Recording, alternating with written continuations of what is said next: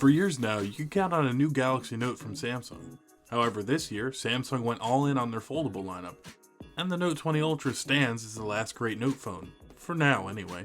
The Note is beloved by so many for its large screen, camera prowess, and of course, the S Pen, which stows away conveniently inside the body of the phone.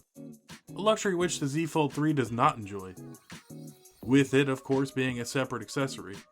Perhaps we will see another Note next year, but until then, is the Note 20 Ultra still worth your money a year later? I'm Dave with TechDove, let's find out.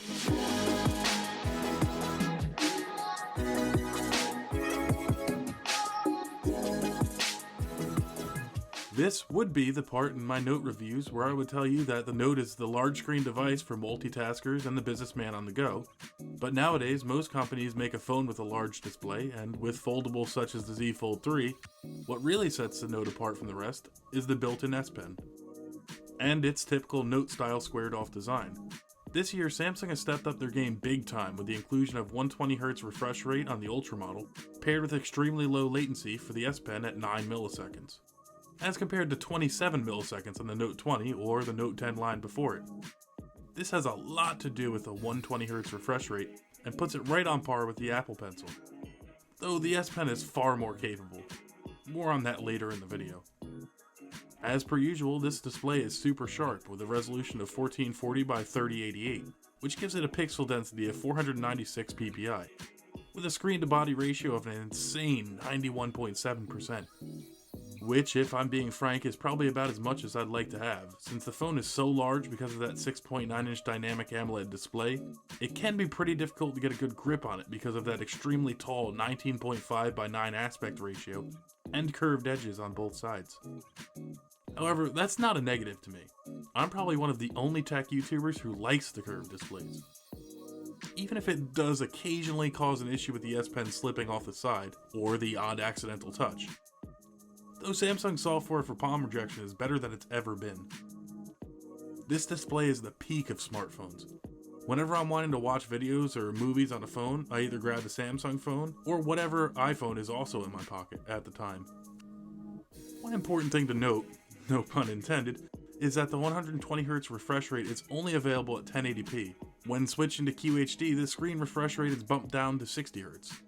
This is probably an effort to conserve battery life, since it only comes packing a 4500 mAh battery. Do you remember when 3000 mAh was considered huge? When the Note 20 line launched last August, Samsung caught a lot of heat for the standard Note 20, and rightfully so. It was a plastic back, 60Hz flat displayed phone with, cameras on the back for $1,000. But what people don't understand is that was a genius move. Picture this, you're shopping for a new phone and you lay eyes on that Note 20. And you see all the compromises it makes for $1,000. Then you're nudged towards the Ultra model, with its Gorilla Glass Victus on the front and back, its incredible 120Hz display, and wild 108 megapixel triple camera system. And then you learn you're getting all of that for just $300 more. You're probably going to see that as a no-brainer, and I believe that's what Samsung was counting on. The Note 20 Ultra is built like a tank. It feels the closest a Samsung device has ever felt to an Apple product. And look, like them, love them, or hate them, Apple makes some amazingly well-built hardware. If you ignore the iPhone 6 series and the iPad Pro line of recent years, which we all enjoy jesting about, if I'm honest. And to have your phone feel like an Apple product, I would say you're doing something right. At 7.3 ounces, it's just half an ounce shy of the 12 Pro Max's weight, and to me, weight equals quality. At least in terms of in-hand feel, and the Note 20 Ultra definitely is a very premium quality phone. It's thin without being horrendous to hold, and it's light enough it's not going to drag your pants down, while at the same time feeling very much like a flagship device. Sure, there's quite a bit of hand gymnastics involved to reach every corner of the display, but if you're buying a Note, you're not buying it for its compact form factor. You're buying it for its size and usable screen real estate. And with that in mind, Samsung has knocked it out of the park. This has been one of my favorite built phones of 2020, even if it was a bit jarring to get used to the S Pen moving from the right to the left side, along with the bottom-mounted stereo speaker. Look, we're going to just gloss right over the fact that Samsung went full hypocrite and removed the headphone jack after mocking Apple for it. Monkey see, monkey do, and we've seen Samsung has zero integrity in this regard. After they began removing the charging brick from the box with the S21 line, a fact I'm not very happy about at all. If it was truly about environmental concerns, they wouldn't be trying to upsell you on a charger after the fact, requiring more packaging, more shipments, and more waste because of it. Ranting aside, the Note 20 Ultra, like many other smartphones, has a pair of stereo speakers, one amplified ear speaker and one at the bottom. While I've been mostly happy with the performance of these speakers, I did want to mention a few things here. The first being that in order to get a more full sound out of them, I had to enable Dolby Atmos in settings, and I had to tweak the equalizer myself in audio settings. Only then did the Note sound closer in fullness to the iPhone 12 Pro Max. Which just shouldn't be the case out of the box, especially not at the original $1,300 asking price for the 256GB model. And secondly, the placement of the bottom speaker makes it very easy to block when consuming content on its gorgeous display. I have some serious OCD regarding the orientation in which I hold my devices. Top side always faces left when I'm watching videos. And in this orientation, I have found myself having to cup my hand ever so slightly to avoid smothering the bottom speaker, which, in my opinion, is annoying, but I can live with it. Audio from the USB-C port sounds good, but you'll need to either use the AKG earbuds, which aren't bad, far better than what Apple used to offer in the box, but are also not included with your purchase. Samsung will send you a pair if you request them, but that begs the question, why not just include them in the box in the first place? Don't go looking for a USB Type-C to 3.5mm adapter in the box either, as you won't find one. You get the phone, pre-applied screen protector, some paperwork, and a SIM card tool, and the charging cable in the box, and that's it. It would be nice with the removal of the headphone jack, companies start building in a second USB port onto the device. Similar to a computer, just on a smaller scale. Hey, I can dream, right? Anyway, before I keep getting far off track, the audio performance from the device is good, but I don't think it lives up to the price tag. And for what you get in the box, it seems like Samsung is becoming the Apple of Android phone makers. None of this is to say you'll be unhappy with your audio experience here, but there may be some extra unnecessary steps on your part to fine-tune everything to your likings. Year over year, smartphone performance hasn't quite made the leaps it did from 2007 to 2015. Where we saw performance doubling or tripling from generation to generation.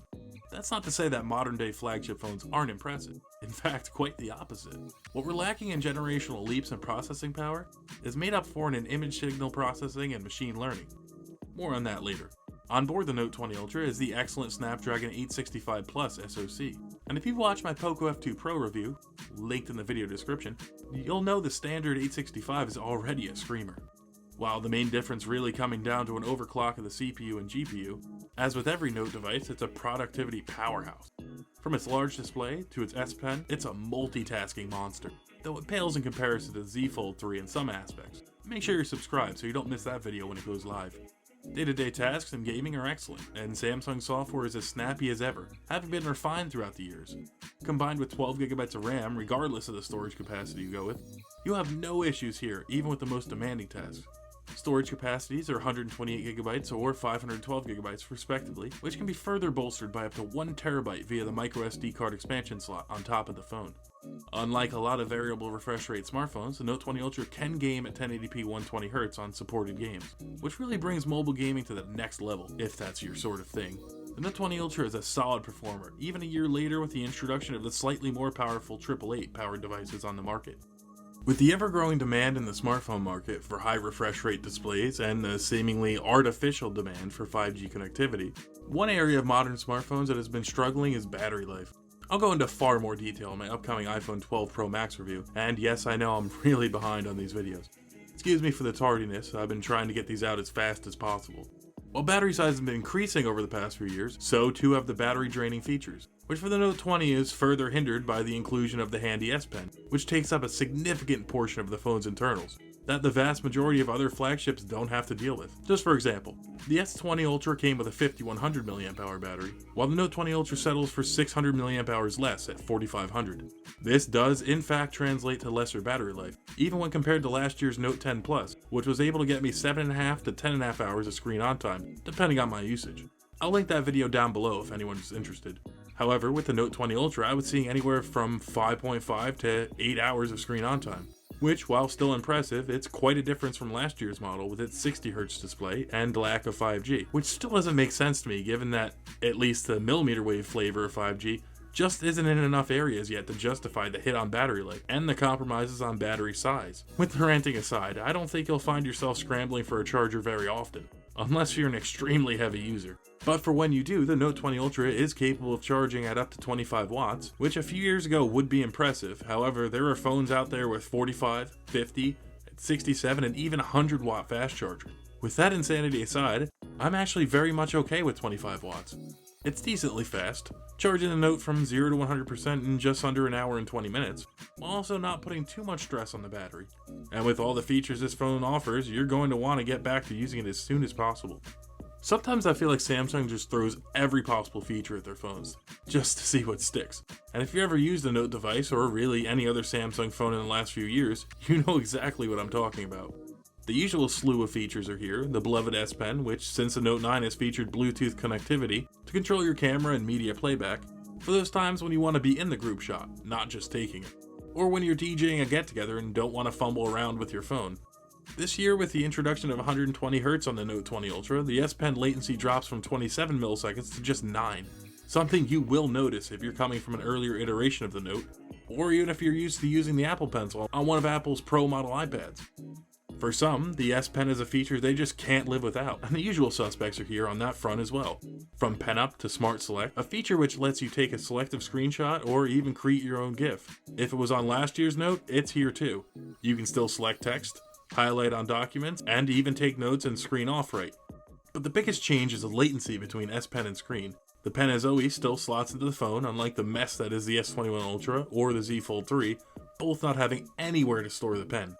And while I don't use the S Pen nearly as much as I'd like to, it's nice to know it's there for the odd occasion when I do need it. And I truly miss having the option when I'm testing a device that doesn't have it.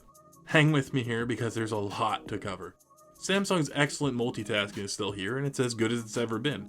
Samsung DeX makes its return here as well, though this time you can break free of the wires with wireless DeX. In my testing, I had lags and disconnects galore at first, though these issues were resolved with a later software update, and I suspect it had a lot to do with my TCL Smart TV, though I can't confirm this. If you're unfamiliar with DeX, it allows you to connect your Samsung smartphone to an external monitor for a pseudo desktop setup, allowing you to utilize your phone and external display or TV as a full computing setup, with your phone serving as both a keyboard as well as a trackpad. However, if you don't want to use it like that, Samsung has you covered, assuming you have the dongle for it. You can also plug in a keyboard and mouse via the USB-C port. One last thing before we move on to biometric security. If you're new to Samsung, you probably won't have heard of the Edge menu before, but it's a useful slide-out widget that presents you with your most recently used apps, or you can pin your favorites there as well, to quickly switch without having to open your app drawer or leave what you're doing. You can also pin your favorite contacts here for quick calls or text messages. And listen, there's a ton more software here to talk about, but at the risk of this video going into the length of a full football game, I'll make it quick, since Samsung tends to bake in a plethora of features most people won't use or don't even know is there. Making its return again this year is the ultrasonic fingerprint scanner, though this time around it's improved, it's faster, more accurate, and more reliable. Even if it does fall slightly short of the speed of a typical capacitive scanner, and in my testing it's now on par with the optical variety of underscreen scanners. And speaking of reliability, the face unlock feature is here too, and I only mention the word reliable here to tell you that it is not that. You're not getting Apple's secure Face ID system that works under any lighting condition, nor from multiple angles. What you are getting is a more convenient but less secure method of face unlock than Apple's. See my Poco F2 Pro or Z Flip reviews linked below for more. I'm happy there's options here, but be warned as it is nowhere near as secure as a fingerprint scanner, which is why you can't use it with Google or Samsung Pay. That should tell you all you need to know. If you stuck around this far into the video, thank you. I know it's been a long one, and I'm trying to condense this as much as possible without leaving out details or my thoughts and opinions. Once again, we have Samsung's typical throw it at the wall and see what sticks approach when it comes to cameras, with a triple camera system on the back that is unmatched by most others, on paper at least. The star of the show being a 108 megapixel primary wide sensor, with some neat pixel binning tricks to condense down to either a 27 or 16 megapixel image, or you can just take the full 108 megapixel shot. The choice is yours.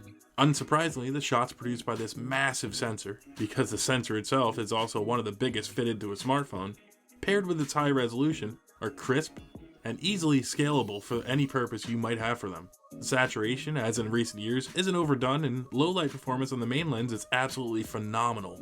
With night mode in tow, you can get some great shots, even if it sometimes isn't quite as good as on the iPhone or the Pixels. The second sensor I want to talk about is the ultra-wide 12 megapixel. With a field of view of 120 degrees, shots from this camera are good, even if a bit soft if not fed enough light. The color science is right on par with the primary and telephoto cameras, and you can get even some decently usable night shots from it. Absent, thankfully, is the barrel distortion some ultra-wides suffer from, and dynamic range looks great here, with many of its competitors suffering from blown-out highlights on the wide camera. Finally, we have the telephoto camera. Even if I do find that it's the coolest sensor here, it's my least used of the trio. Here we have a 12 megapixel 5x optical zoom periscope sensor with up to 50 times hybrid zoom, though I find that 10 to 20 is probably about as far as you'll want to zoom before photos become noisy, grainy, and flat out unusable. Shots from this camera at 5x zoom are great. They're detailed, don't struggle with dynamic range, and get you far closer than many of its competitors. This is because the sensor is mounted sideways in the body of the phone, which means it can zoom in on a hardware level much farther before needing to crop in digitally.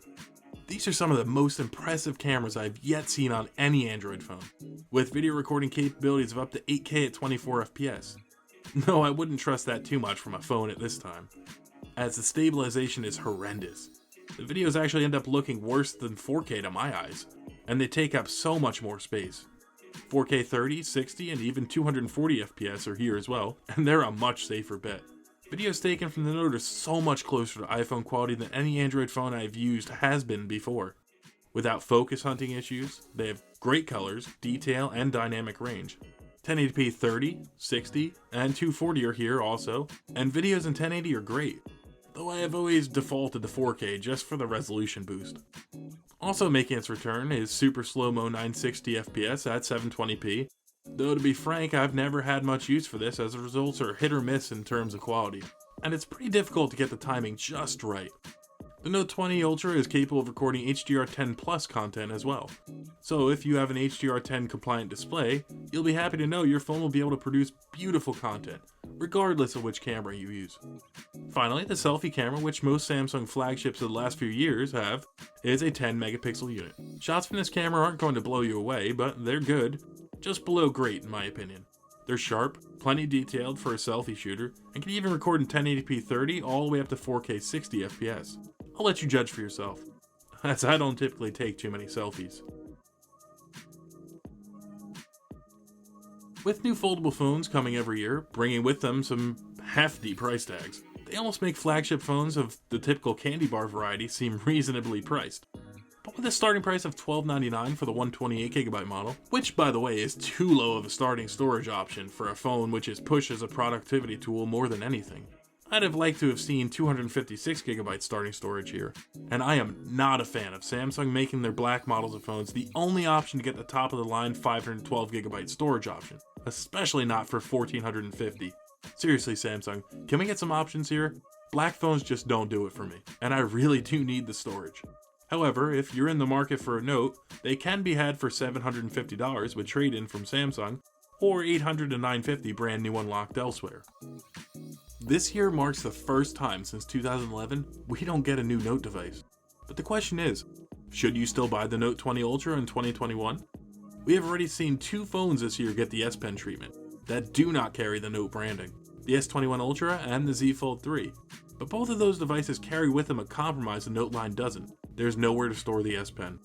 So if you're in the market for a large screen phone, and you gotta have that S Pen input without needing a case to store it, the Galaxy Note 20 Ultra is still the best option, even a year later.